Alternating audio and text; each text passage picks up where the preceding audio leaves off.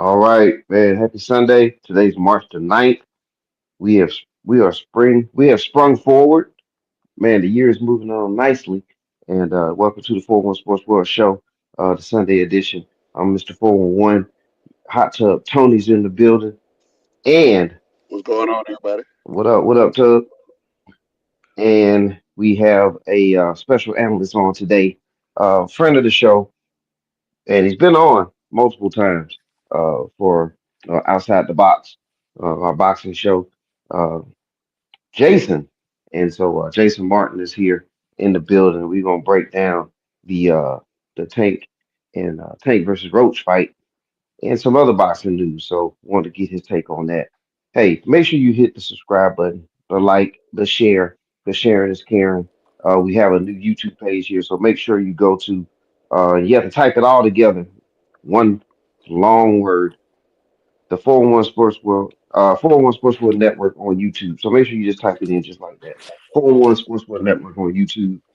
That's our new page, and we want you to support it for us. And make sure you go to TikTok, find Mr. 411 on TikTok, and also on Instagram. So there you go, Mr. 411 on TikTok, Mr. 411 on Instagram. All right, we're gonna get down to business right away. Jason, good morning, and Good just let morning, everybody man. know, yeah, and let everybody know a little bit about yourself. Yeah, I'm a boxing enthusiast, also an active boxer. Boxing in the amateurs division as of right now, out of Queens, New York, and here to talk about boxing with y'all. What's up?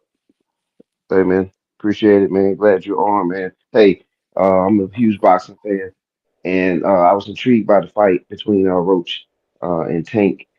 And man, Roach went up 5 pounds to fight Tank, and it to me it was an excellent fight, man. But give us your thoughts on the fight, and then we got to talk about the knockdown, or quote unquote knockdown that did not occur. Well, it was a real good fight. It was a good matchup. They had history. They fought each other 2 times in the amateurs. Tank beat them. Now they fast forward the time they faced each other at in the pros. It was a real good matchup. It was a real good fight. As everybody know, Tank usually like starts off slow because he's trying to set you up for that one punch to put your lights out. But it wasn't really going his way because Lamont Roach came in there to put up a good fight, which he was doing the whole time. It was a real close fight to the eye. Um, the only discrepancy is that knockdown that wasn't ruled a knockdown would have made the favors go different in Lamont Roach's corner because that would have been scored a 10-8 round. I sent you the link from PBC that shows the scorecards round by round. So if he would have been given that 10-8 round, then he would have ended up winning the fight. So it was a big controversy because there's no taking a knee in boxing is not ruled a knockdown. You don't get a time out. You don't get a break in boxing. The only one that can do that is a referee. And he said he had some hair grease in his eye. He took a knee, which was right after taking a punch. So he did somebody brought this to my attention the other day. He did 3 things that called for repercussions. One was taking a knee, that's supposed to be ruled a knockdown. Two, he turned his back. That's technically grounds for disqualification because you're putting yourself in danger. And three, he went to the corner and had his corner get a towel and put a towel in their hand and wipe his face. So all of them 3 things play a big factor. But like the old saying goes, in order to beat a champ, you gotta beat the champ. So when you're a champ at that status with so much star power, you pretty much get away with murder, which everybody saw. And that's pretty much my take on that. You pulling up the rounds right now, you can check out all the scorecards and then just throw into play that 10-8 round. What round was that? That he took the knee? Was it the ninth round? What round was The that? ninth round. The ninth round, exactly. So look at all the scorecards and then the ninth round, if he gets 10-8 from all of those judges, you'll be able to tell that he would have won the fight. What y'all think Wow. about that? So you want to go ahead and go first, man? Yeah, man. So, they like you said, they done fought each other before. So this ain't the first time he done fought Tank. He's used to fighting Tank. And for Tank to be fighting as long as he has at that level, you know you can't take no knee. Exactly. Now I watched the fight again this morning to make sure that I wanted to see did he hit him before he took the knee. They had an exchange and he did get hit, but it was like a literally 2 seconds, and then he kind of stepped back and took the knee. Yes. That was odd in itself, and like you say, he turned around, so it should have been some points deducted. It should have been a point deducted off of him for that alone. And for the ref, I forget his name, but he's been a ref for a long time. So Willis, Steve Willis. Willis. Willis, Yeah. I mean, stand up referee. I never heard anything bad about him or him, you know, with some funny style matches. So for him to let that slide was odd. But I'm a Tank fan, and I'm willing to say Tank lost that fight, man. Yeah, I'm a Tank fan as well. It was just strange for him to even think that. Why would you even think that you could take a knee? And Yeah, I think he's been around the block long enough yeah, to know the rules and regular, how these fights go. Being in super fights, being in the amateurs, as you guys mentioned, being mentored by Floyd Mayweather. I mean, he's had to seen it all by now. And man, this was like for me the fight. Like Tank met his match, and he met somebody who was able to absorb, Tank's assault. You know what I mean? Like this Yeah, he Tank got a will chin. say, He got a great chin. Yeah. yeah, yeah, yeah, yeah. absolutely. He could take that contact, and then that way he can counter back. And the issue has been for a lot of Tank opponents, they haven't been able to withstand his power to be able to do anything, as far as counters go and things like that. So, and then the familiarity, as you guys mentioned too, they both from the DMV area, and styles and all that stuff. He it was not like he was going to be surprised by something by Tank. And I thought Roach fought an excellent fight. Maybe Tank took a little bit off on it because he might have just felt like he was the better man going into that fight. But nonetheless, even with that, he was able to withstand Tank's power, and I thought that was the key to the fight. And man, Roach did everything you're supposed to do. Now going to the knockdown, um, all those points that you learned, Jason, you're absolutely right. Because I did take some boxing training, officiating training, and submission. I mean, he turned his back. Like he did all the things that says you either it's a knockdown or the fight's over. And I'm gonna spin it back to you guys. Is this because Tank is the superstar, the A side, that Definitely. he Yeah, was been star Absolutely, able to get power. away with this? Exactly. Okay. without a 'Cause- doubt. Because If it wasn't for him being the champion, he wouldn't have got that Gracie that he got. And for everybody to just ignore that, that was, hey man, that was an egregious foul on their part, man. You supposed to deduct that point. Now, exactly. I'm with you with that because even if it wasn't ruled a knockdown, which it should have been, it should have at least been a point deduction yeah, to have some type of warning, like you can't do that. Right. and for him, I think Tank went in there treating this, and from the interviews, from the post pre-fights and everything. Tank went in there and took that guy lightly. Roach coming up 5 pounds to fight him. You done fought him before. You done beat him 2 times. You really went in there fighting like, man, I'm just taking this as a tune-up fight, and that's what I think he did, and he got punished for it. He really exposed Tank in a way that nobody has. Well, Yeah. as far as like people who really like us, people who really love boxing and watch boxing, we see how it after a certain point it just turns into a business and it turns into money. He's a great fighter nonetheless. You can't take nothing from him. But we all know how it is when you're elected to be that star. They're always gonna set you up with certain fights. They're always gonna try to hold on to that undefeated record Hmm. and they piggyback off of that and make millions of dollars off of that. We all know is greater competition in the world, and we don't always get the fights that we want. Luckily, lately we've been getting a couple fights that we want to see, But for the most part, you know how this goes. Once you get to a certain status, it's about the money, cherry Yep. picking opponents, what fight is gonna draw the biggest bag, so on and so on. So, but not nonetheless, I don't take nothing away from him as a fighter, as a boxer. But we all know the other side of boxing is the business part and the money part. Well, let me Yeah. ask you this for your opinion. Yeah. Do you think that, like, was this a mandatory fight for Tank? I don't think it was.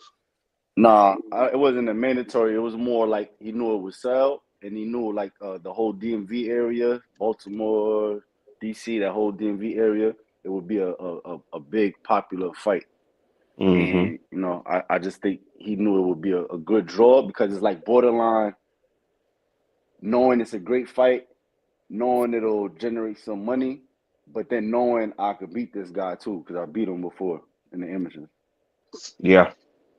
And it's not too far from Brooklyn where the fight was. Yeah, Tank is So always in the Barclays. Yeah. Hmm. yeah, yeah. So yeah, that's true, man. It was just it's a nice fight to have. And it turned out to be a Rocky movie, where where you get to if you go Yeah. back to Rocky 1, you know what I mean? Like this is the fight that, you think you gonna kind of be there, and it's kind of a semi, I ain't gonna say exhibition, but just a solid fight, to lead to something else, and then you about lost. Yeah. And you know, I really wonder if I could just be inside the brain of Tank at that time. Like, did he get that shot and then it kind of had like a little after effect, like a delay effect? Because he did It's that to it's Ryan Garcia with that kidney shot. it's Garcia got hit. possible. It's possible, Yeah. but nonetheless, like I kind of maybe believe his excuse, but I don't think he should have got away with that excuse. Like, cause Right. Okay. anything can happen when you're fighting. You might have to use the bathroom. You might have a something might be your groin protector might not be right. You can have something Okay. in your eye. It could be anything that can happen when you boxing. It happens to everybody. You might throw your arm out. You might hyperextend your arm. Whatever happens in the fight happens in the fight. It happens to boxers all the time where something happens in the middle of the fight. But it don't stop until that bell rings, until you go back to your corner or whatever the case is. You don't get to stop in the middle of a fight. It's not sparring. Like in sparring, if guys get something is wrong or they get caught a certain kind of way or whatever, you could take a knee in sparring. They give you your 8 count. You get back up. You go back to sparring. This is a Hmm. professional fight. It wasn't sparring. You're not. There's rules. You know what I'm saying? And I wanted to Right. say Right. one Right. thing, right? In regards to the whole matchup with Lamont Roach and everybody like underestimating Lamont Roach. At this point, like everybody knows, we want to see Tank fight Shakur Stevenson. We want to see him fight Devin Haney. We want to see him fight Gary Russell Jr. How about that one? Yeah. Yeah. I'd love to see that one. Hell How Oh my about yeah. that God. one? We want to see fights like those. You know what I'm saying? I would put the Gary Yeah. Russell Jr. fight at the top of my list for my pick. Like I want to see him fight that guy. Well, and let's welcome Antoine. He's in the building. Um, and Oh, that's what's good up. morning, Antoine. What's up, man? Hey, good morning, gentlemen. Good morning. Okay. Yeah. All right. What We about talking about the Mount Roach and Tank fight. But yeah. So you bring us to something, Jason. Um, what's next for both guys? Rematch or go on to fight somebody else? In a way, I Rematch. kind of want to see. Okay, you want a rematch? I I want want yeah, to go see. get straight to it. he Okay, not gonna straight to the do rematch. it? He Yeah. not gonna Do you do it. think Tank Tank would already do said it? he not gonna do it. I don't business wise, I don't think so. I think they want to buy time, prepare, get some other fights. I don't see it happening right away, but I would No. like Yeah. for it to happen right away. Bottom line, Tank shouldn't have took this fight. There were you named three other fights that would have been a bigger draw, bigger purse Exactly. that he should have fought. This was a fight that you should not have fought. You so whoever set this up will say set you up. Hmm. They really set you up for failure because You know what? this was not a big draw fight, but it ended up being one of the better fights in his career that You he know what? lost. It's crazy you say that because now thinking about it for a quick second, this might Hmm. be a lingering rematch. This rematch might not even happen for like a couple of years Uh because huh. why Yeah. he might not want to take that risk all over again. Hmm. So you kind of right. He probably not even gonna fight him right now. He could probably gonna take other fights and then see him later in his career. Maybe probably when he's on his way out the door or something like that. But Well, see, I did hear that. the Oh, I show has did hear spilled that blood in Shakira. the water, bro, and everybody gonna be coming for him the same way. Hey, and I Yeah, did hear that Shakira Stevenson has already thrown out there that he'll fight Lamont Roach. So yeah. maybe he could just go ahead and fight Secure, and then depending on that result, you can come back to Tank or obviously Secure and Tank. So So you're I'll saying be basically you're happy. saying Tank is probably gonna wait to see if somebody else could wash him up a couple times to where it's like I don't even want to gotta fight this guy Basically, no more. Look at him. Yeah, that's basically, crazy. yeah. Antoine, you had anything on the fight while we I'm have sorry, Jason here? y'all. Yeah, I've been listening to y'all. I really would defer all the boxing stuff to Oh, you no guys problem. because I had Any questions from it? yeah, I didn't watch the fight, so I couldn't Okay. give you anything on that. But one thing I could say is, um, I guess like from kind of being old school. What I guess what I would like about it is guys not really running from something, whether they thought it was a good fight or not. Back in Hmm. the day, you never Hmm. really heard guys say that they turned down fights. Yep. It just kind of got into when Mayweather and those other guys like, I don't want to do Hmm. this and I don't want to do that. Like from what I heard from you guys, boxing is you know, I always thought boxers wanted to fight whoever, anybody, anytime. And that's one thing about it, not being afraid to not being afraid to lose. Um, but the other thing that you said that makes the most sense, it's about money and it's about business. And I think that this would be, like you said, the other guys I do know about some of the other guys that you mentioned that will probably be bigger fights, but I don't think this one would not be a big fight if he went back at him, to fight again because, for lack of a better word, he did lose that fight. I mean, I did see some highlights, and I know when you go down and give me, I don't give a damn when it is. If you go down, that shit's supposed to count against you. You know what I'm saying? Yeah. Exactly. And Yeah. and so, with that being said, I don't know. As a Yeah. boxer, you can't hide from anybody in that thing. It's just you against the next man. And if you're a real boxer, you're supposed to fight whoever's in front of Hmm. you. And so, you know, that's just how I Well, see that. Yeah, growing okay. up, all of the greatest boxers, they all had Hmm. a stain on their record. Every last one of them that you could name, they all had a stain on their record. That's All the of Yeah, them. thing. absolutely. That's the thing now that Bob's seeing with boxing. Everybody's so hyper focused on the undefeated side of it. We got to look back because you know what this fight reminds me of when Tyson lost to Buster Douglas, and Mm. nobody saw that coming. Just like True. nobody saw this coming on Tank's end. Now the Yeah. question gonna be, Tank, can you come back from that? And for Roach, it's gonna be, was this a fluke or are you for real? Like, are you a real contender? So Yep. it's a lot to prove on both of their sides. I mean, Yep. the running back would be the best bet for Tank. Go ahead and silence all your critics, run it back, give him the L, and then move on with your career. But the more you let him linger out there, even if you take three more fights after this and win every one of them against everybody who you supposed to beat, that question gonna always be out there. Why you ducking Roach? Well, Yep. yeah, while you running from him, are you scared of Mm-hmm. him? You know what I'm saying? Like that was the whole thing with kind of like with Mayweather and Pacquiao. And like I said, I'm not the biggest boxer guy, but it was like if you're supposed to be this man that you claim to be, you're supposed to be the baddest thing on the planet, pound for pound and all of this. How you running from guys? You know what I'm saying? Like, oh, this, man, nobody want to hear that kind of stuff. Uh, Nobody ever thought that Marvin Hagler or Sugar Ray or Tommy Hearn, any of those guys were any less boxers because they lost to one another when they were during their prime. And that, like I said, that's this whole kind of this whole generation. Now everybody thinks that uh, this like perfection or this Hmm. not having a Hmm. loss is some kind of Hmm. a you know I mean, some nights you know what I'm saying, it's just like any night, you know what I'm saying? Like you might just not be on top of your game. And from what you guys were describing, um, Tank probably didn't put as much as he should have preparing for this fight into what he did. And, you know, that's what happened to you. You came in there underestimating the guy and you damn took a loss. Yeah, and also, man, there was some strange things going on in the corner where it was like a lot of back and forth and a lot of Tank saying some stuff like, not Tank with word for word, but Calvin. like listen to me. Yeah, with his corner, yeah, with Calvin, and it's Hmm. like what's going on here? Like, is he becoming, you know, bigger than these guys now that raised him, or it was just seemed like there was a lot of dissension going on in that His in that energy comes off corner. like that. hmm Yeah, and then hey, Lamont Roach and his team, they challenged that knockdown.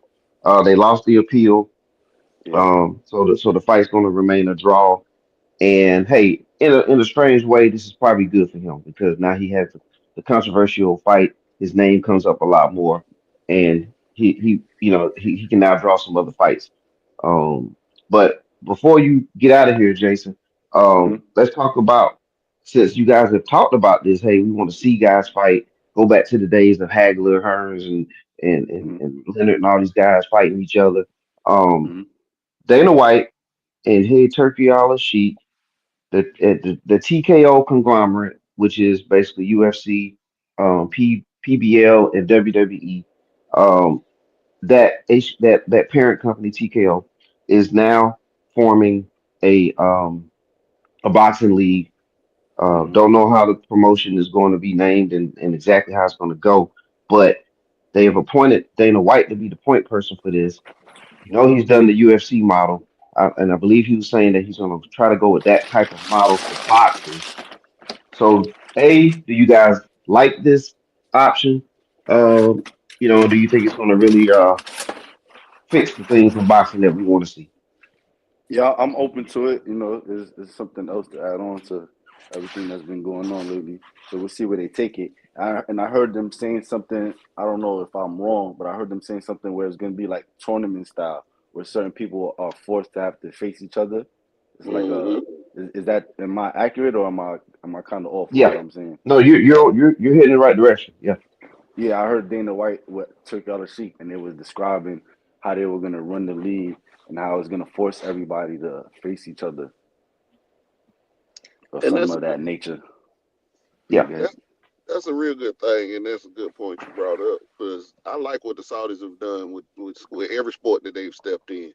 They're putting up the money to get the best matches across the board, and boxing is no different. We saw them do this a couple of times before. They are forcing fighters to fight, folks, because they're putting their purse out there so high that you can't use the money excuse. All the person that we can't come to agreement on the purse. They'll put up the hmm money. And I think with them taking over boxing the way they are, it's gonna force, like you said, it's gonna force fighters to fight each other, which been that we've been needing that for decades now. And hmm you're gonna see the first $1 billion fight here in the next couple of years, where the purse is $1 billion. Mark That's my words on crazy. that, because they and I'm not in love with Dana White running it, but I can't deny what he's done with the UFC. Now, we had that same success in boxing. It's yet to be seen. But just the fact that they can they can use that money and their influence to force the top fighters into fights with each other, that's a win for the fans. Yeah, absolutely. Yeah, absolutely. And what I love about it is this will take you back to those days. And boxing in its purest form is the best sport in my opinion in this country. When you have when it's nothing like a fight night. You know what I'm saying? It brings casuals, it brings sports fans, it brings them all together when it's time for a huge fight. And so when you set something up where you're going to get those fights, oh man, imagine what the year would be like when you see nothing but all these great fights. And now look, they already proved it too because they did I think they call it a one five. Hold on one second, we got a little feedback, but we got the 5-on-5 over in last November where each boxing, I think it was two groups. It was Hearn and another guy, and they had their five boxers that's under their umbrella, and they had one fight the other, and then the winner that night, was the team that had the most wins that night. We also got Fury. Fury done fought Usyk. What they done fought twice. You had a lot of big fights that's been going on because of the money they're throwing up and their willingness to do that. So I think when you add that plus the UFC format, I think it's a big win for boxing, and so So that's why I'm looking at it. let ask you a quick question. You guys, I think it was called the Big Six. What remember that tournament that Andre Ward was in like years back? Where it was like a Yeah, tournament. They were fighting for yeah. the super middleweight belt or something like that. Hmm. So it's probably going to be something to that degree, right? Yeah, that's what it's looking like. Yeah, From what they're saying, it was called that's Big Six? Is that what it was called? I What was can it get called? I get the name of it for you, but it was something along those lines where basically it's like a tournament. But I To think fight Eddie for the Hearn, belt. right? But I also think that Dana is going to set it up where you're going to be ranked.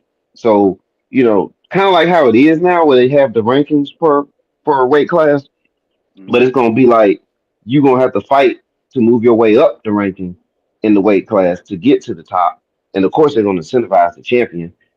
So you're gonna want to move up. You know what I'm saying? Because you want to be incentivized financially and stuff like that. So I think the way he's doing it, or if they do it this way and follow through with it, that they're gonna set it up where you're gonna have not only the fight at the top, but you're gonna have these fights leading up to who can become the champion. So you're gonna have a lot of meaningful matches even along the way. You know what I mean? Like the eliminators, no one contenders, all that kind of stuff. So I think we're gonna see it, man. the only problem I see with this coming out of this is that each one of those leagues, each one of those boxing leagues are going to claim that they're the legitimate belt. They're gonna go off of history, like the WBO, Oh yeah. IBF. They're gonna say, "Well, we've been the legitimizing body for this many decades. Why Hmm. should we put up our fighters to fight you, and you're just this brand new league out of nowhere?" And then you got to deal with all the different promotions that fall up under each one of those. So it's hopefully they can use that money as leverage, and I think that's the route that they're going to go, and even to outright pull those top fighters off of those leagues to get them to join that what they got going on with the Saudis. So if they can do that and be successful, I think that's going to be Hmm. a big win. But expect a lot of pushback. Yeah. Okay. All right. Um, that's where we at. So we'll look forward to it and see how it all shapes out. All right. Let's see how it all pans out there in the boxing scene. So that's our boxing discussion for now. We're gonna take a short break. I'm talking about real short, guys. It won't be but maybe a minute or two. And we're gonna come back on the other side. We're gonna talk about Shedeur Sanders and the interview process that's been going on. So hang on, we'll be right back. Is it time for massage? Of course. Come on out to the best of the best day spa in Miller, Georgia. Heavenly Spa Mobile is located at 2484 Ingleside Avenue, Building A, Suite 101A. You may go online to heavenlyspamobile.com to see my availability and schedule your future appointment online. Don't wait too late. You might miss out. Look forward to seeing you soon. Happy pampering. All right. Latanya at Heavenly Spa Mobile, 2484 Ingleside Avenue, Building A, Suite 101-A, Macon, Georgia, 31204. Latanya can be reached at 478-747-9231. That's 478-747-9231. Heavenly Spa Mobile, where relaxation is the key. She Good. also has Yes. yes, sir. Got a lot of gift cards. I mean, she got like gift options where you could just order, um, some massages for your loved ones, your friends, your family, whoever, even for yourself. She got all those different packages going on, man. She started her own business, stepped out there on faith and started her own business some years ago and still going to this day, man. Yeah, I'm gonna be hitting her up. I'm gonna make a trip down there to Macon for that one. Yes, sir. There it is. You heard it Goodness from me. gracious, boy, she gorgeous. Yeah, hot tub only. There we go. Yes, sir. All right. So Latanya, you have your new customer. Oh Uh, yeah, I'm come see. yeah. And speaking of seeing, man, did y'all see what happened with and hear what happened with Shedeur Sanders? There's a lot of discussion there from his I guess you want to call it pre-draft interviews and stuff, and with team personnel, and some of the personnel has come back saying that Shador is coming off arrogant and things of that ilk. So let's discuss this for a few minutes before we get into another topic. So with Shador Sanders, man, what are your guys' take from what you're hearing about this from the combine? I'm gonna let Troy take it first, man. I got my opinion. I want to come see his point of view. Go ahead, man. It's not too much to it other than he's Deion Sanders' son. Do you think he was not gonna be arrogant? Like, come on, man. I mean, come on. I mean, that's just way too. That's low hanging fruit, as we like to say. And I'm pretty sure. You know, the one thing that I've heard from some of the other pros that have kind of been weighing in on this thing is that you know they kind of like it. They're like, hey, this is one thing that you kind of have to have. You have to have this bit of arrogance to yourself to believe that you're good enough to be able to do stuff. But one of the things that I did hear when they were coming out of some of it was like some of his his athleticism wasn't um, all what they were thinking it was, and he could do some things well and some things not so well. But the thing is, somebody's going to take a chance on him. Somebody's going to, take a flyer on him because he does um, throw a good football, and he's going to end up being a good professional football player. Um, Hmm. but as far as like the arrogance part of it, like that you just have to take that for what it is. He's going to come in there being who he is. I mean, like that's just who he's always been. You know what I'm saying? If you've listened to him from the time he's been in front of the camera, you know what I'm saying? He's always just held, like I guess that's part of his swagger, as the young guys like to say now. Um and this just over belief in himself. He kind of reminds me of cat back in the day that Davis, he played for Cleveland. Johnny Davis, but he was, he played for Cleveland, and he really wasn't a good basketball player. You know what I'm saying? Like he wasn't really that good, but he just believed in himself so much that he Ricky played, Davis. huh? Ricky Davis. Ricky Davis. You know what I'm saying? Like Okay. he just believed in himself so much. But it was like, dude, you really ain't that good. But you wasn't gonna tell him that, you know what I'm saying? And so he just kind of did what he did with that. But like I say, just if if that's the biggest thing, like them coming out of interviews thinking that he was gonna be cocky, it's like, come on, man. You kind of had to know that going in. But now if it's the tangibles that you wanna, that you want to get on him about, or the things that he was not as good at doing as you would hoping he would be able to do, then I can give you merit on that. And some of the things that he may not be able to do, but being cocky, he was probably cocky as a damn baby. So As well he should. Let's not dance around this. Why is, and this goes for every single sport, when you have a athlete who has a strong male role model that has brought them up, that father is in that house, and they instill that I am the best attitude within them, it is always labeled as arrogant or something wrong.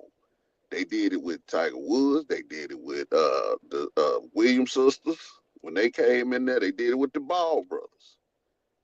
that's a thing that's going around. We have to diminish that persona, that confidence in them. We got to bring them down a peg, and they do this in every sport. Now, if anybody remembers his daddy, and when he was in the combine, do you not remember the gold chain? Do you not remember the shade? Do you not remember that confidence and that swagger that Deion Sanders himself had? And there was no problem back then because he delivered on it at every level he played. And I expect the same thing from his son. But why did the media choose to hyper focus on this? They're not saying he's not his football IQ is not where it needs to be, his athleticism is not where it needs to be. They ain't said none of that. The only issue they could come up with, oh, he's too cocky and arrogant, he's too brash. That's what you want, especially when you talking about leading a team, coming in there being ready for the to play at that high level. You want to have a player like that. That's what you should aspire for. That's what you should want from every player. So why is it a problem with him? And I want y'all to remember everything that they saying about him. And a year from now, when Arch Manning come through, I want you to see how they talk about him.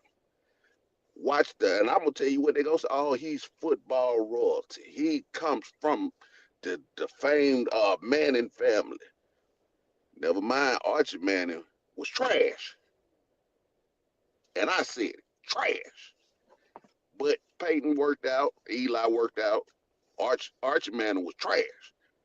But will they talk about him the same way they talking about Shedeur when he comes out? I'm curious to see. And I'm gonna call it out when they come out, and they just heap all the praise on them because that's what they're setting it up to do. But to And say yeah, this man's confidence is a problem, hey man, get out of here with that. and you know what, man? Yeah, to piggyback off that a little bit, if you go back and you look at some of the guys that were back in the day, you know, that that like you said, I see the theme that you were going with behind there, but you look at Danny Ainge and Eli Manning himself and John Elway, when these guys didn't, you know, there was no problem about them thinking so much of themselves that they were like, hell, I'll go play another sport if the right team doesn't draft me. Nobody does that. And me and Mr. 411 love to kind of, like you say, the words that they use to describe certain people, when it's, when it's, Jameis Winston, he's mistake filled and he's taking too many chances. But when it's Brett Favre, he's a gunslinger. He's he's out there. He's a risk. He's trying to make that throw. But hell, they're throwing interceptions. You know what I'm saying? So the way that you want, like you say, and it is that it's the words that they use to try to describe certain people, and the way that they do that. And like you say, the only thing that's the problem with, again, if he came out and instead of him, I don't know what he ran in the combine, but say he ran like a 4.7, what I'm saying? Like that is something that is a tangible thing that you can come out and say he wasn't doing this or but the things that he can do, he has they've already called about, he has one of the best touches on the ball. He can throw the ball in levels. He has a good football IQ. So like you say, the things that the physical attributes that a quarterback needs, he has all of that stuff. And so like that part of it is gone away.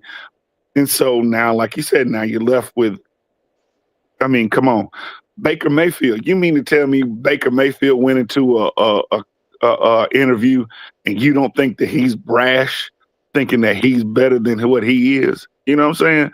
So don't, like I say, I get what you're saying as far as like how they want to take certain individuals and certain athletes and use what they have as the confidence in themselves and try to make it to be a bad thing. But like you say, as a quarterback, like this is the only guy that gets a win-loss record. You know what I'm saying? He's the only person that carries the stigma. He could go in and throw 400 yards, have 55 touchdowns. I mean, 400 yards, have 5 touchdowns, no interceptions, 2 rushing touchdowns. And if his defense stinks, they lose the game. He gets an L for it. You know what I'm saying? So that you need that. You Yeah, need that confidence. You need that ability to be able to go in and lead other men because, like you say, other guys aren't going to come in there with somebody who's timid and scared, for the moment. They're not going to do that. They're not going to be able. You're not going to be able to lead those men. And another thing that you can't say about him, you've never heard one of his teammates say that he's a bad teammate, that he's a bad, um, that he's a bad teammate or that he's cocky or any of that stuff. I think. What was it? My guy, the kid from Ohio State, Will Taylor. I think he had something going on in the combine, and they didn't bring out the point where Shedeur was over there hyping him up and giving him a pat on the back and talking him up. We never want to talk about the positive things, especially, and I'm finna say it about these young African American men. But when it's other guys, Joe Burrow, you're not gonna tell me Joe Burrow ain't cocky, man. Stop that. right. You're not gonna tell me that, like I say, Baker Mayfield, we know he's cocky. We listened to Tom Brady be an announcer this year, and we found out we already knew he was cocky, but like even like you just listen to him commentate and you hear his arrogance that comes over. I would have did this and I believed in that, and I wouldn't, like that's what your quarterback has to be able to do. And That's what so, like you you say, need. I totally agree with what you were saying on that. You need to have that in any athlete. Especially one that you want to lead your team. Um, I keep thinking back to the guy, and I forget his name. Um, used to do the dollar signs. Went to Cleveland. Johnny Manziel Johnny Manziel. Now, or well, Johnny Baker was it Mayfield. Johnny Manziel or Baker or Baker Mayfield? No, not Baker. We mentioned Baker Mayfield, but Johnny Okay, so Manziel Johnny Manziel, yeah, they was won the same. But go ahead. arrogant as arrogant could be. Hmm. They celebrated that. Oh yeah, his brashness is so refreshing. We can't wait to see that come into the league. And he was trash. Shedeur Sanders is an athlete, an all-around athlete. He comes from football royalty. Yes, he's gonna have that level of confidence in himself. But like you say, and you brought up a very good point. No teammate on any team that he's been on has said anything bad about him. That speaks volume right there. Even when they left Jackson State, you didn't hear them players bashing him. Nope. So what is the problem? What if he is arrogant, if he is cocky, so what? What's the problem? That should have been anybody's response to that comment. What's the problem with that? Yeah, And and I challenge any commentator to answer that question. What's the problem? yeah, and what I say to this is like it could be twofold. Like it could be true, right? And it could be the teams that he's interviewing with that they know that they're probably not going to get him, and they probably know that he's not going to play for them or doesn't want to play for them. So it's not going to hurt them to come out with this to say. Do I think he's arrogant? Yeah, I do. But I'm the same person that said when he was at Jackson State his freshman year, I said that I want him to be the quarterback for the Seattle Seahawks. You know what I'm saying? So that's on record, and I still do, even though I don't think it's going to happen now. But like it is one of those things where I think some of these teams are trying to spin it another way now because I don't think they're going to get Shador. The team that drafts Shador will probably not have these same sentiments. So I just think that with when you package in that yes, his dad is Deion Sanders. He's cut from that cloth when it comes to like the confidence and the speaking out loud and all that kind of stuff. Like that does rub people the wrong way. It does rub some people the wrong way. It does, but another segment people love it, and that's why you have that love hate relationship with Dion or players kind of like that. And the same thing with Shador. So because he didn't hesitate in some games to do the watch to the fans and do all that kind of stuff, which is cool. But also there are a segment of people that will they won't like it, and that just is what it is in life. And so I think that Shedeur will be fine. He'll be good to go. He'll land on the team. Um, and at this point, I'm thinking he might go to end up with the Raiders. I think that's a good setup because Geno Smith just got traded there from Seattle. So you have a veteran there, and then you can have Shador right behind him and really in place to supplant Geno in a season or two, or even halfway through the season. So I think everything will work out good for Shador. Anything else y'all want to close out with on this one before we talk about Stephen A. Smith versus LeBron James? Nah, I think we good on this end on my Um, end. yeah, and just, like you say, just to reverberate, I think just for some, he's one of those guys that probably wants to go somewhere where he'll get a first day start. But yeah, I would love for him to get in the situation where he can kind of go in and be be behind somebody for about a year or two. You know what I'm saying? Just so that you can just so you can see. You know what I'm saying? We've seen some of the better quarterbacks, the ones that did have like just a little bit of time to sit back and kind of Hmm. see how what goes on in that. And like you say,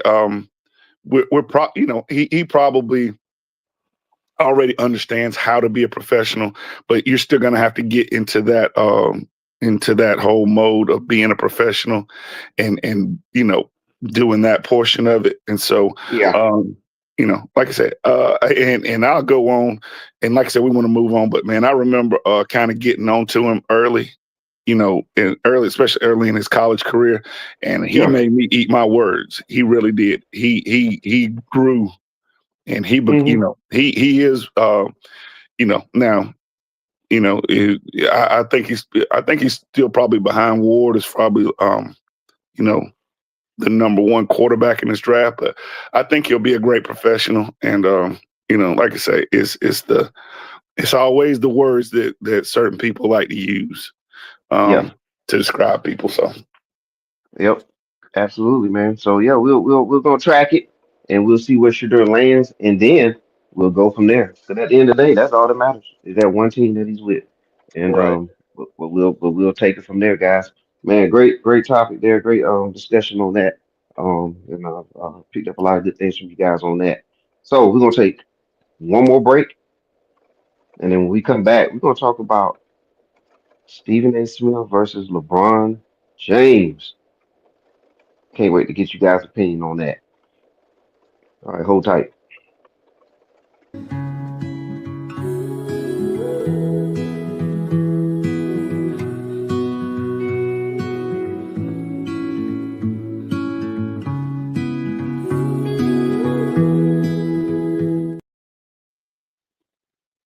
All right, I told you we'd be right back. Check out Ash and Smoke Cigars, Lamont E. Thomas. Ash and Smoke Cigars, infused cigars, gift sets, cigar purses. Man, a cigar purse. That's interesting. Accessories and more. Reach out to Lamont E. Thomas at 51861 Cigar. That's 51861 Cigar. 51861 Cigar. Ash and Smoke Cigars. Smoke one.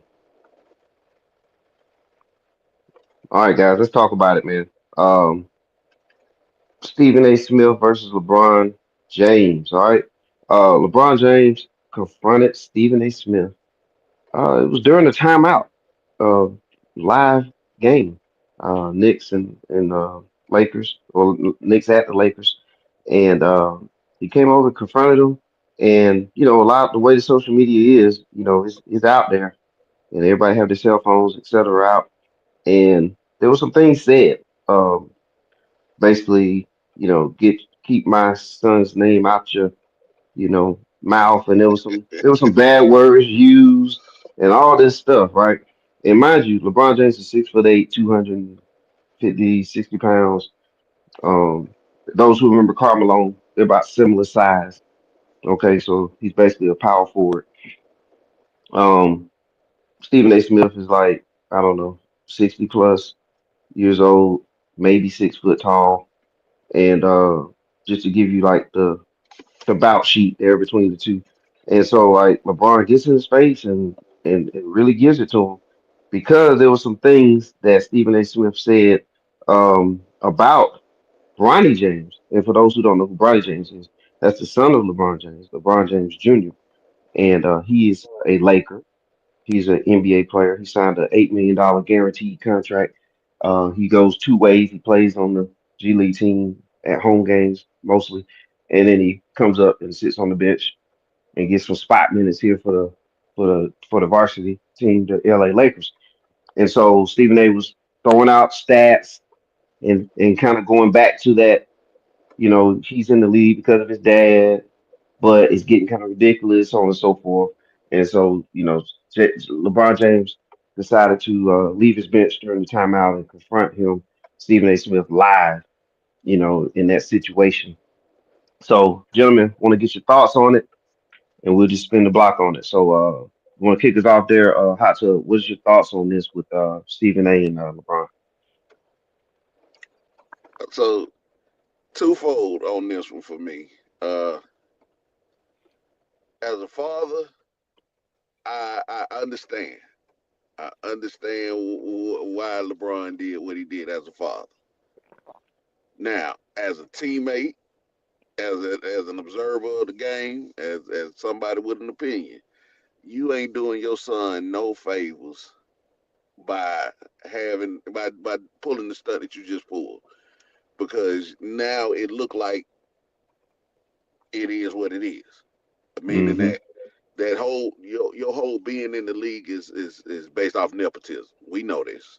But I ain't had no problem with it. A lot of people don't have no problem with it. Some people do have a problem with it. But when you start to your son is gonna have to learn how to stand on his own at some point.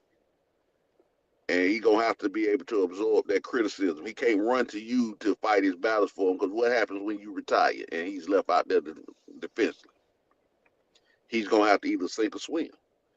So I get it. As a father, I get it. I don't like to see nobody criticize my child, but it's like watching your child in a fight. You're not gonna jump in there and fight another child for your child.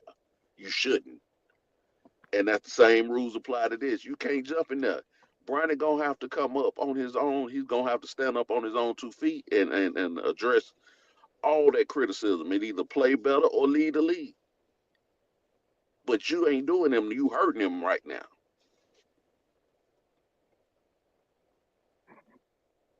Yeah. Yeah, I totally agree with you, man. That uh and I guess my take on it, this has been my whole thing um the entire time that Bronny's been in the league. Um oh sorry. Can you hear me? Yeah, we hear you. Okay. So yeah, this has been my thing since since day one with this Bronny James situation. Um as a father, and like you say, as a father, you the things that we had to do, like when your kids learn how to ride a bike, man, learn how to roller skate, uh, they had to fall. You know what I'm saying?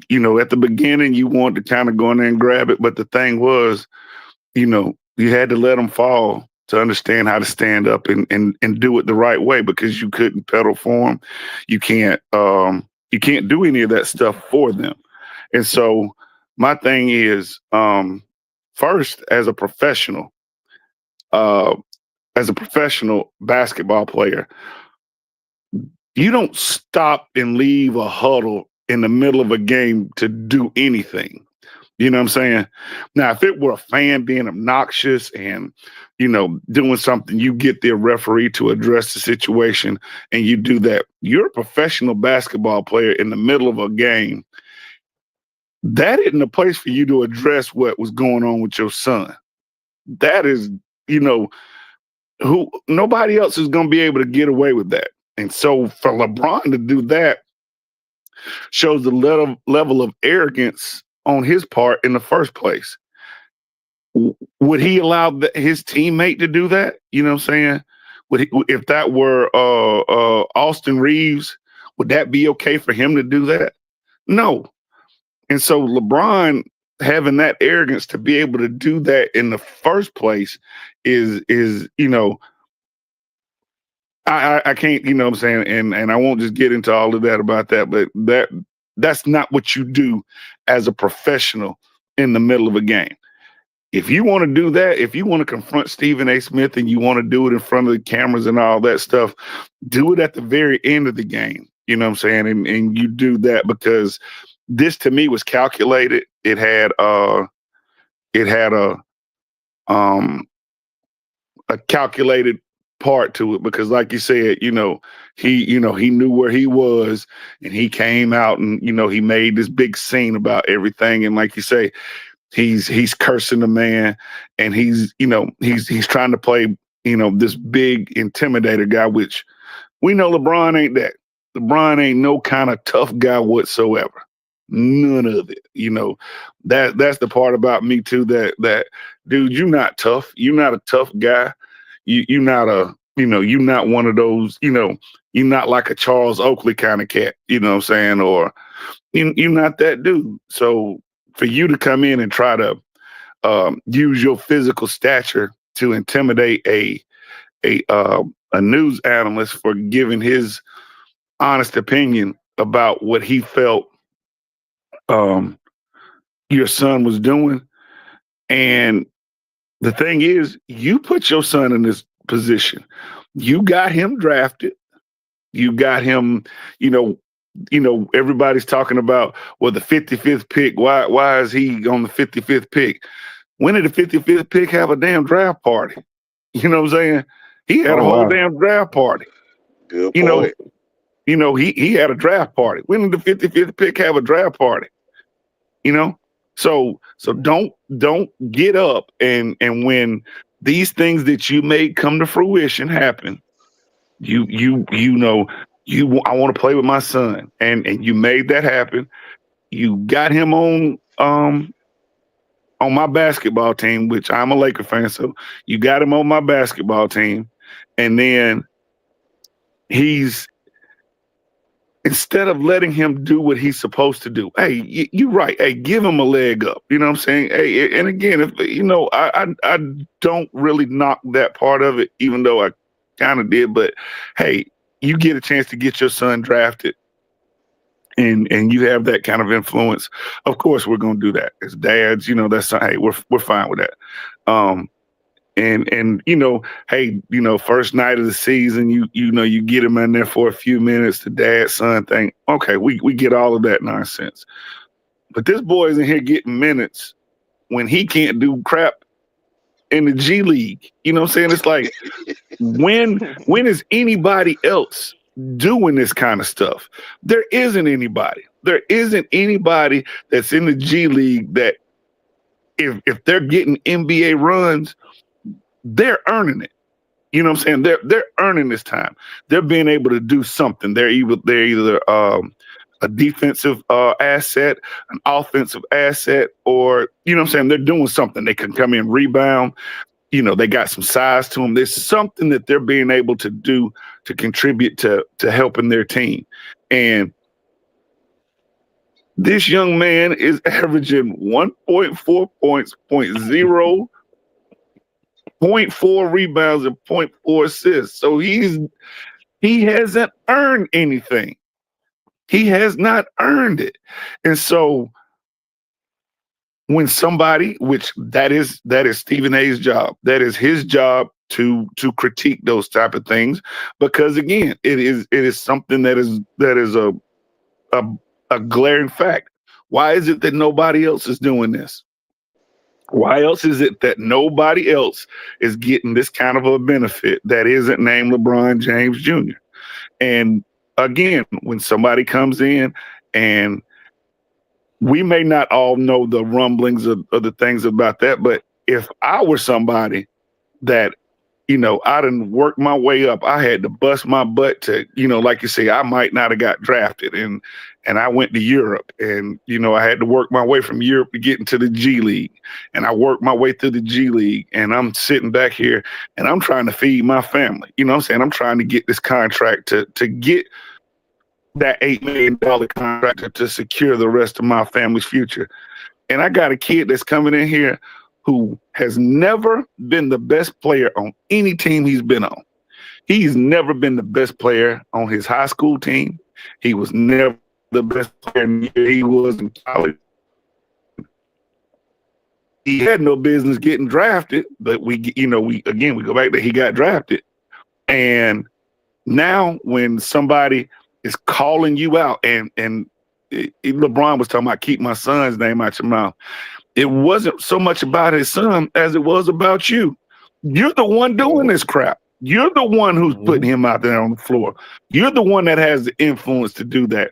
And you're cheating the game. You're cheapening the game. You're cheating the game.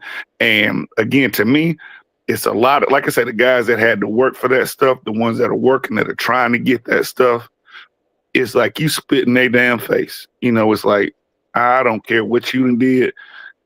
My Bronny is good enough to get out here. And if it's an issue, Bronny needs to get his ass out here and say something to Stephen A. Smith. Not LeBron. And I just do not like that whole situation, man. I don't. He put his son in that situation, and now that, again, I saw this train wreck happening from the time it started, and now that it's coming to fruition, and now with all of this, now you want to get up here and get on this man and saying, "Oh, well, why are we criticizing the 55th pick?" We're not criticizing the 55th pick. We're criticizing LeBron James Jr. and the in his in his in oh God, I want to say the right word, but his inability to do anything productive on the NBA level. Right. And But then and what you just said right there on the NBA level. There's some people going to say, well, Bronny, he had a 20-point game in the G League. Like there's an endless list of players that have balled out, air quote, in other leagues besides the NBA. Kenny Lofton Jr. comes to mind. Go look up his stats. Look at what he does when he's playing summer league, G League, somewhere else, and then look at what he does in the NBA. Like the roles are different when you playing in a G League game. Like they're setting Bronny up. They're setting Bronny up in the G League to have those type of outbursts if he could, but that's not the role he would play in the NBA roster. So you can't really just look at the numbers in the G League and say, okay, this is what he's going to do in the NBA. So if that's the case, we should have 40, 50 superstars in the league. The thing to me is that LeBron, if guys go, y'all can amen on this or not, but LeBron is the one, was it last year, where he said, and it was quoted that he was saying along the lines of his son is better than half the people he's seeing on League Pass right now. Yep, Didn't he say that about a year ago? So he said that absolutely. and he's out his damn mind for saying that. and so he said stuff like that, right? So you're set, you out here setting all this up, and then you want people to back down when they critical, but you were critical of half the league just then. So But how you think those players feel when you say that your son, who didn't even play a whole season in college, who, like Antoine was saying, you wasn't even the best player in your high school team, you wasn't even the best player on your AAU team, travel team, because they had other 7 footers and other big guys on the team that were D1 like prospects. Like he's always been coddled and put into these situations where it's beneficial. Even with the All American thing, he wasn't even supposed to be on the McDonald's All American. He wasn't ranked high enough to be on that team. But I guess with some injuries and then also with his name, they slipped him on the team too for the McDonald's All American. Like this has all been a production, and so now that somebody has been, and by the way, Stephen A. has been consistent with this. It's not like he's made this up. It's not like other analysts haven't said the same thing. I mean, there's reports on NBA TV, even in training camp, saying people couldn't believe how tiny Bronny is, or or he's just not an NBA player. You know what I'm saying? Like, and there's no knock. It's just because he's Bronny James doesn't mean you can't be critical of him and things like that. So for LeBron to do that is disappointing. Also, gentlemen, go back in the time machine. If you look at this image right here, what did he say to his mother in a game when his mother, LeBron's mother, interjected herself when there was a little dust up between Paul Pierce, KG, and LeBron back in the day? He told his mother, sit down, right? Mm-hmm. Sit the F down or whatever. Because she interjected herself in grown men's business. And LeBron is babying his son. And that was not appropriate. You know what I'm saying? So what you telling your mom you just did to your son. Hey, Stay that's a out of great it. that's a Brandon great gonna point have to right get to there. a point. Brandon gonna Hmm. kind of have to get to a point where he gonna have to want to step out of his daddy's shadow. You've been in your Exactly. daddy's shadow. You've been caught up by your daddy and his legacy since you was a child. And all through, like you said, all throughout high school, AAU, college, now the NBA. At what point are you gonna want to say, "I'm not LeBron James Jr. This is who I am," and establish your own legacy? And even though I 100% everything, every criticism that both of you have levied on LeBron is absolutely true. But let's not forget who else is at fault for this. Jeannie Buss as the That's owner fair. of the team, you allowing it. Adam Yep, That's Silver, true. you're absolutely right. all of y'all see that what's going on. Ain't nobody at any level stepped in and say, "Hey, LeBron, sit your ass down." Yep. Now, now with that Hey, being hey, Tug, round of applause for that because that is absolutely true. That Absolutely, is brother. absolutely fair. Yep. that's what I get tired of now. Like I say, this is LeBron is a monster of LA's creation, of the NBA's creation. Yes. Y'all allowed this at every step of his career. Y'all have coddled his career to make him the face of the NBA. Yep. Has he earned it? Some people will say yes. Some people will say no. I think he has earned his that spot that he's in. Uh, but we not finna just ignore what y'all are allowing him to do with his son. Like, yeah, no, I'm not in agreement with that, and I don't have an issue with LeBron. I'm not a LeBron hater, Hmm. but y'all got to look at the organization too. I'm tired of. I'm on a campaign against Adam Silver for I'm the with you. moves that he's making. So I'm gonna levy all the criticism that I have for LeBron. Oh, he gets it double because you're allowing this league to collapse. Why not find LeBron for this? I mean, He you going should. over getting in front of somebody's face. You leave your huddle to get in somebody's face and start a competition. Now, what if Stephen A. bodyguard stepped in there and tackled LeBron or broke his leg or you know what I'm saying? And threw him to the ground and then he's injured because of that. You know what I'm saying? Like just like you don't want a fan to walk over to a player and get in their face and say stuff. How in the world can LeBron be allowed or any player to be allowed to go walk up to a at this point a fan, right? Stephen A. Because I don't think he was working that day. Um, to get over into his face and say some things like that, some threatening remarks. You know what I He, mean? That could have went really bad.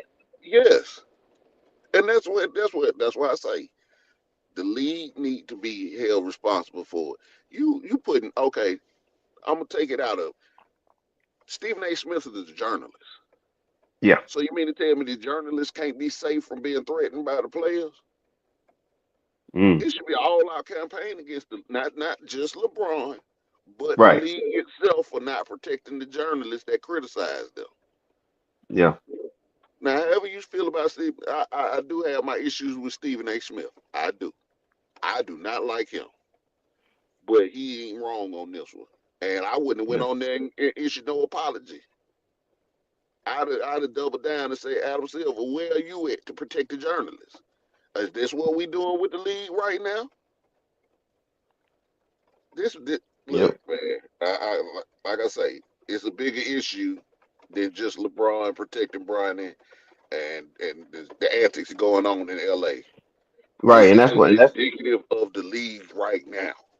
yes, that's a whole nother branch off of this that I totally agree with you on. They've allowed too much of nonsense to happen in the and even with the Shannon Sharp confronting the Grizzlies. Remember that when he was Yep. confronting the Grizzlies players and stuff like that. Like Yeah, he got where's into it with with the big golly. Yep. guy, Steven Adams, Yep. and Stephen Yeah, Adams. and so on. And it's like, come on now, this is getting ridiculous. And then John Morant's dad, he got involved a little bit. yeah, Like all this is nonsense, and you're allowing that kind of stuff to happen. It's just ridiculous. And see, that's gonna lead to something. And I think a lot of the people that we kind of had conversations with, in our day to day, this stuff doesn't come up. It's just it's surprise. It just boggles me sometimes how some people just immediately go to defending LeBron no matter what happens, and there's always some other excuse about this and this and that and that. And it's like, look at the reality of some of this stuff, man. This LeBron could have got injured. You know what I mean? I don't know who the security people are for Stephen A, but I'm sure with that $100 million deal he's got, he's probably has security and bodyguards or whatever. They could have snapped on LeBron. You know what I'm saying? And then we would have had something. So you got he's got he can't act like he just run everything. I mean, you're not Michael Jordan. You're not that. You want to be, but you're not. And it's just getting to the point now where it's just laughable.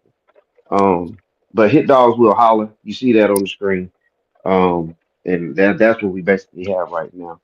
Um, I'm with you there, Tub, about Stephen A.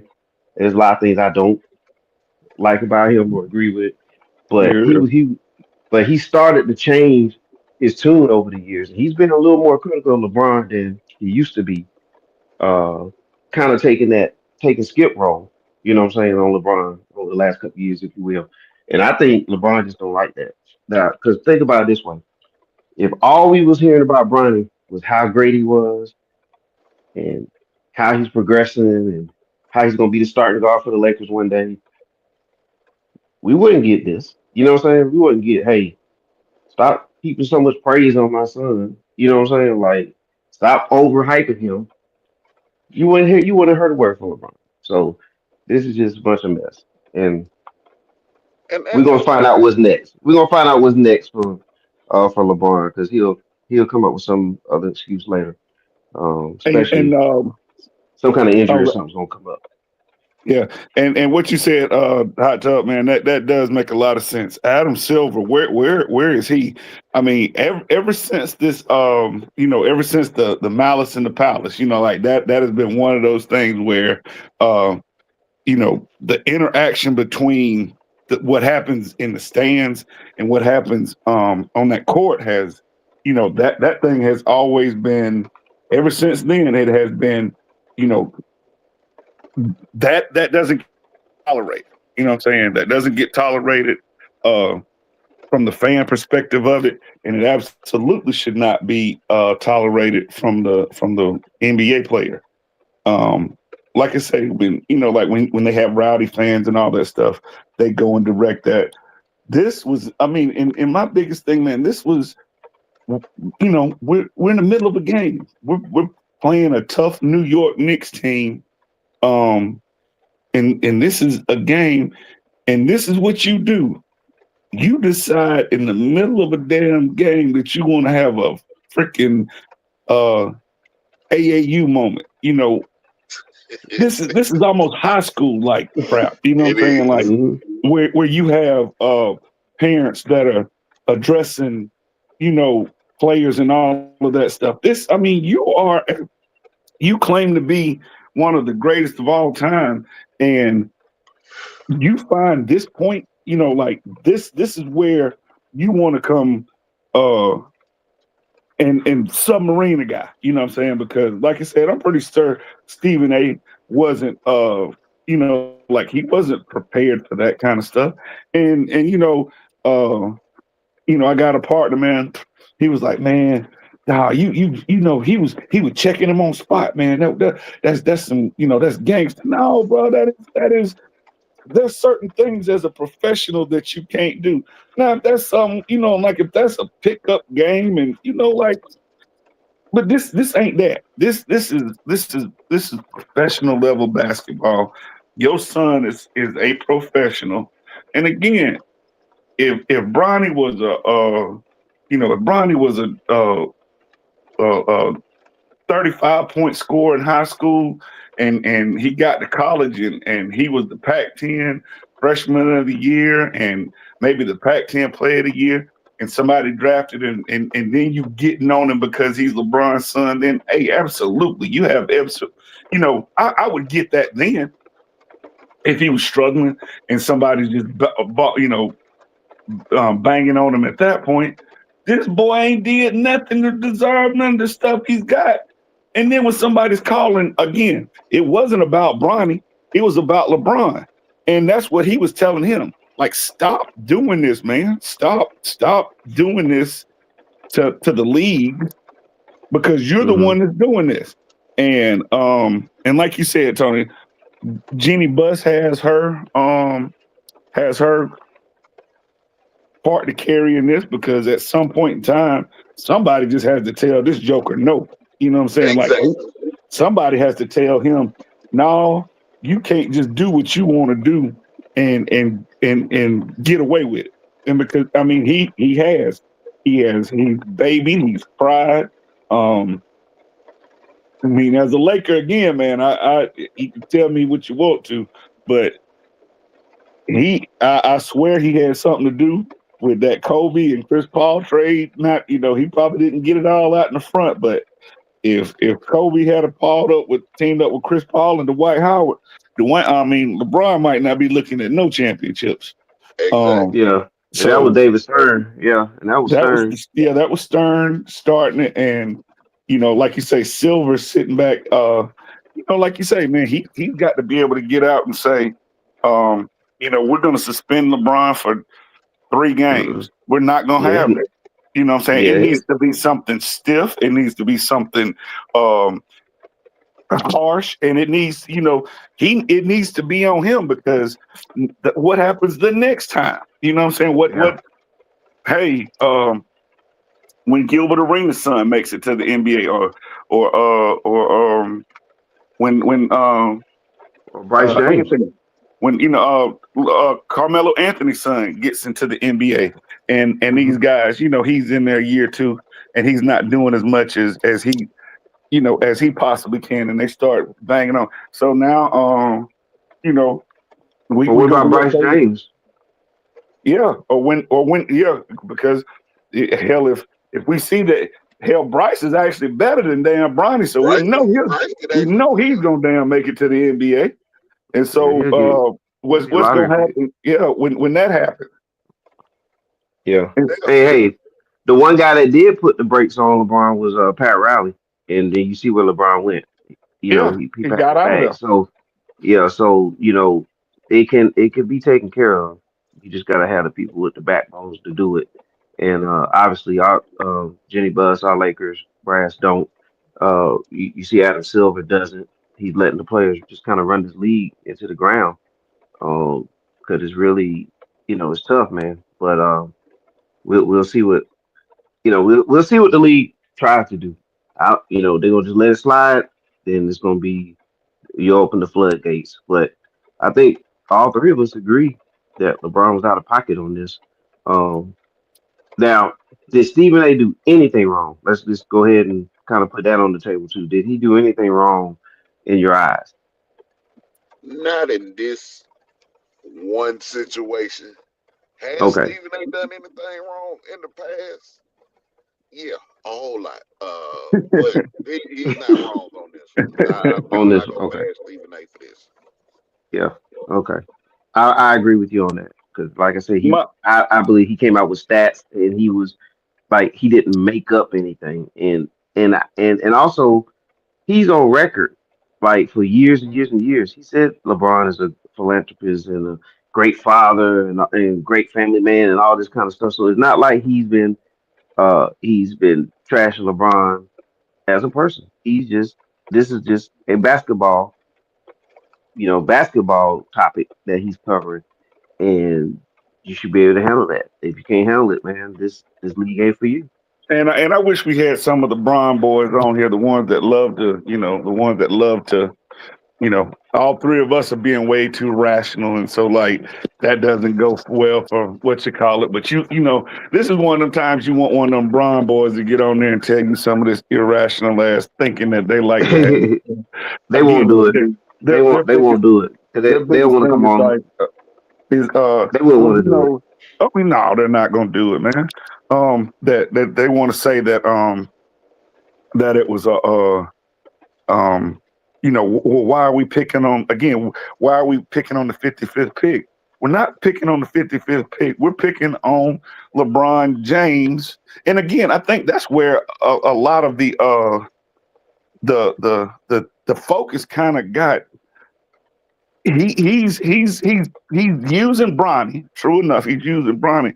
But again, this is LeBron James. This is all about LeBron and his influence and what he is making come to fruition. Because again, if his name is not LeBron James Jr., we are not this. He doesn't get drafted. He probably is not making an NBA team at all. You know what I'm saying? And he he's playing church league about now, or pickup ball, or if he wanted to try to go overseas and do that, or he's already Yeah. rich. It'd probably be something that he's into on this side of the thing, but that part of it would be over with. You know what I'm saying?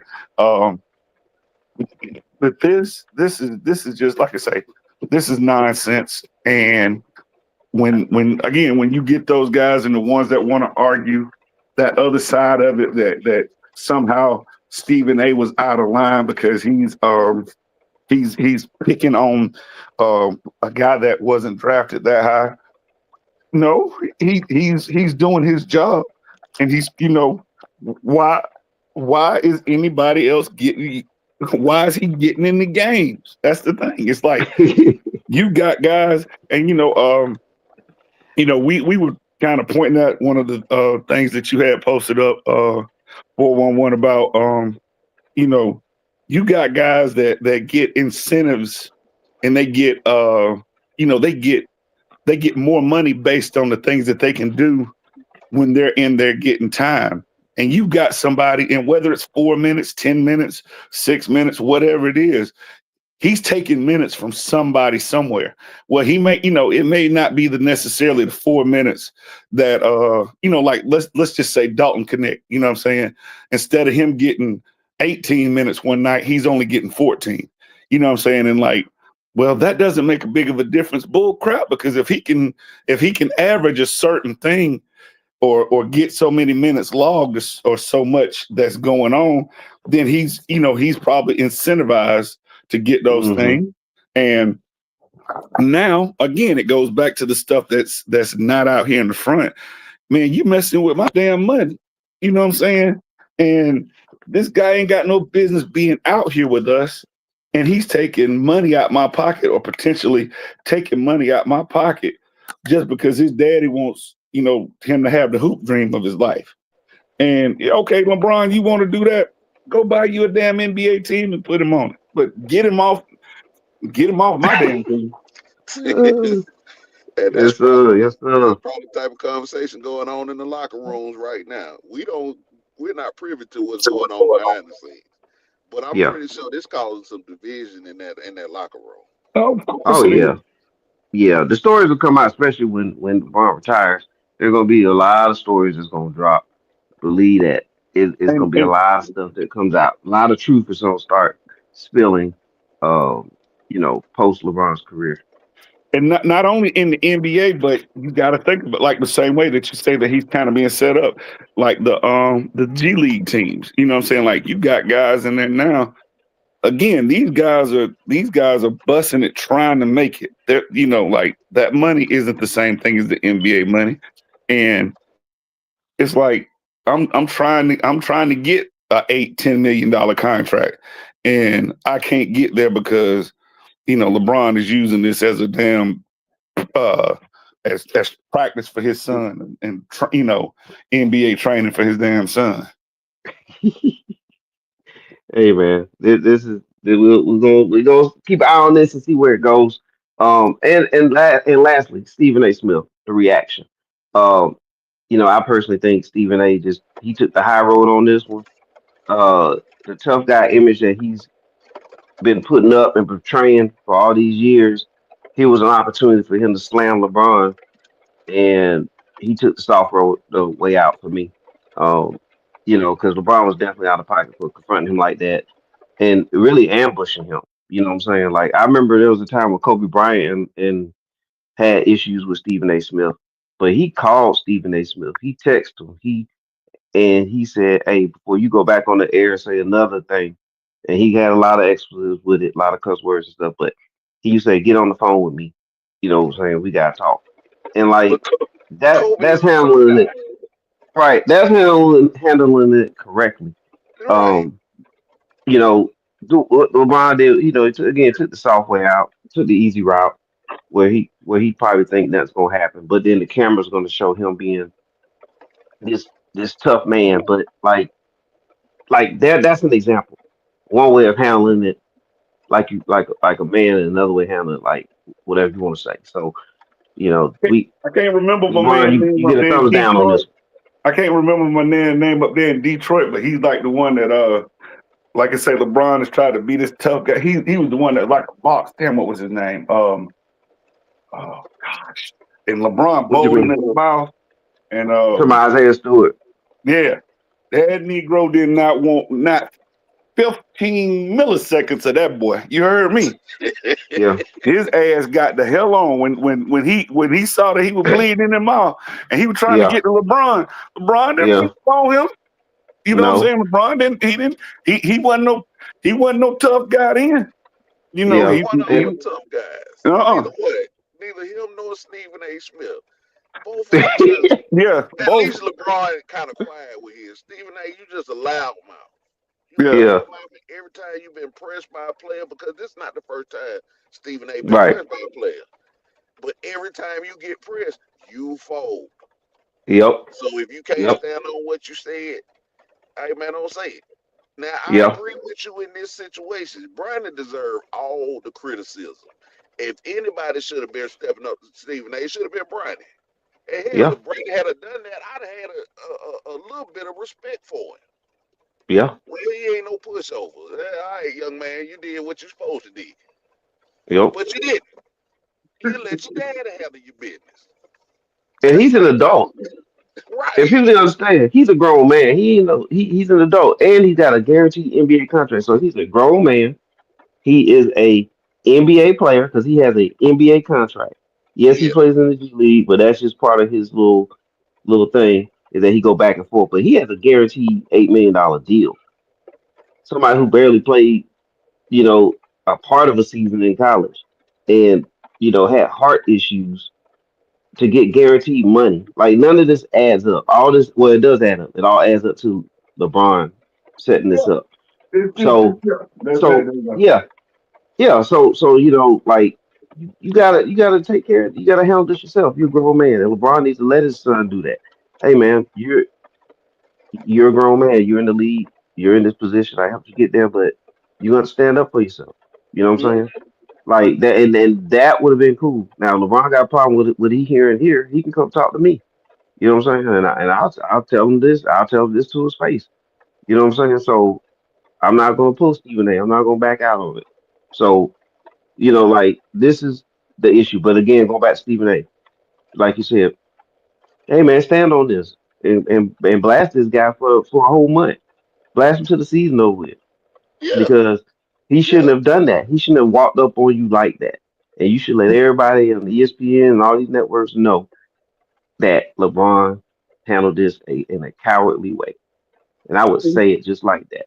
And you know what? And I can on the thing that he has now, some of the, you know, his he has, like I said, the two avenues. I can almost get it. I can almost get it in the business professional sense of how he should do it with ESPN. You know what I'm saying? Because they're gonna wanna, they don't want the angry black guy. He's already brash, but like you say, when it comes to something like that, he's supposed to take the higher ground, and he kind of does that nonsense. So in that kind of a part, I get, but when he's got that podcast and that's not associated with anybody, that's when that's when you rip into him. Hey man, you're not gonna come up on me and do all of this and that talking about your son when you put your damn son out there. But I think we're kind of saying the same thing, that we want him to stand up and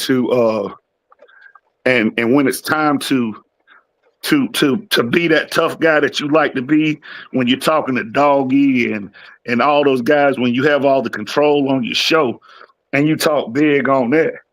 When it's time to talk big on these other things, talk big then. You know what I'm saying? Don't you got I can kind of get the business part where you don't take that on those folks platform, but you got your own platform that's kind of got up there.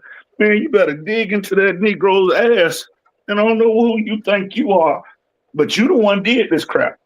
You And know if Yeah. good you and well that even though he owns it, that's his platform. True enough, if he did that, it'll get back to ESPN. The bigger question should be why the CEO of ESPN coming on there and going to Adam Silver, even if it's behind the scenes, say, "Hey man, this ain't acceptable. You ain't gonna have your player threatening my journalists yeah, Right. because this is a symbiotic relationship. You need us just as much as we need you. Because if ESPN pull out the NBA, it hurts the NBA and vice versa. So, like I say, as much as I want to criticize everybody involved in it, and everything you guys have said is true, to me, the buck stops at the commission because Yeah. you got to enforce some sort of you got to get this lawlessness under control. You got to Yeah. enforce a penalty on the face of the NBA to us, if nothing else, to assert your dominance over the league. Because that criticism, I'm not the only one saying it. I'm just on the campaign right now against you. But them rumblings is out there. People are talking about how basketball is becoming unwatchable. And if it's all about the bottom line dollar, hey man, you gonna lose your fan base, and then you ain't gonna have no dollars because the Right. advertiser's not gonna want to spend with you. So you need to get this under control. This and a myriad of other things that's been going on with the NBA. The buck stops with you, Adam Silver. Amen. Amen. Okay, Jim. absolutely. You are absolutely right, bro. All right. Well, hey, man, that covers it, man. And boy, I don't think LeBron or Bronny and them gonna like us after this segment, but we do what we have to do. Um, we call it like we see it. All right, man. I appreciate everybody being on, bro. So we'll get back together and chop it up again next week. I'm sure there's gonna be some things happening that we have to get, cover next week. So everybody be ready for that. All That's right. what's up, Well, man. Yeah, always a pleasure talking to y'all, man. Especially some knowledgeable brothers, and like you say, you get some good dialogue and some good banner. Like I said, I would have liked to have one of them Bronny boys on here today, though. It would have been a well, good show with one of them on there. But Yeah, yeah, man, hey, but you man, know what? But the thing they is, they like they like to hide, man, behind they I'm like to gonna hide say, behind them, see, they and like to hide they when it's, they yeah, talk big, but when you gotta actually come and make some logical arguments about the things that yeah, you're saying. See, you don't have a whole lot of footing other than, yeah, when it's just I'm blindly supporting LeBron, and now you got to be able to use something. You got to use facts, and you got to use something else. And you know, yeah. Cause I was waiting on LeBron to jump on Jalen Brown last night, but he didn't. So he didn't confront Jalen Brown about what Jalen Brown said, during he that ain't summer not league going game to. when he said his son wasn't a pro. Remember that? Like, Uh-huh. man, Jalen he Brown said, would have charged his ass up. yeah, so somebody kind of looked like you know what I'm saying, 6'7" or so, like now you don't want to man, you don't get in his face and say, hey, keep my son, name out your mouth and all that stuff. So, I was waiting on it. And then, if he had did it, I'd have been like, hey, okay, all right, LeBron, I'm with you. But he didn't do it. So, we'll leave it at that, guys. But yeah, that's Hot Tub Tony, Antoine. Hey man, I appreciate you guys. Appreciate everybody tuning in. Make sure everybody hit the like, subscribe, notification bells, and share because sharing is caring. Make sure you follow us on TikTok and Instagram. We almost at 1 million likes on TikTok, man. So make sure y'all jump on that TikTok. Everybody out there. And Instagram's been booming too lately. So um, and like I was telling everybody earlier, Antoine, we are rebuilding this YouTube. And I also want to say shout out to Surge Sports for the simulcast. So Surge Sports, they're on board with 401 Sports World Network as well. And I appreciate the people over there. All right. Well, we're gonna get out of here, y'all. Have enjoy the rest of y'all day. All right, All bro. right, Y'all rest take in it easy. peace.